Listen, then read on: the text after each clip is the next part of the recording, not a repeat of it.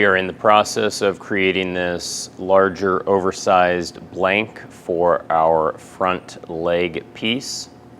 If I take a look at my rough dimension cut list, we have a rough length of 24 inches for each of these pieces. On the miter saw, we will begin our first cut by squaring up the end of each of our boards.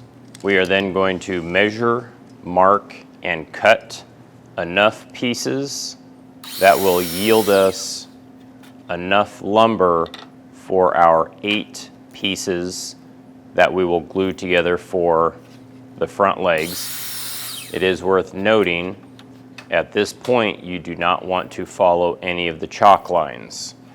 The chalk lines are strictly for laying out to make sure you have enough lumber.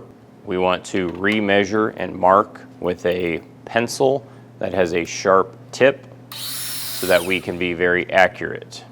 I am then left with 4 pieces measuring 24 inches in length, which is my rough cut dimension.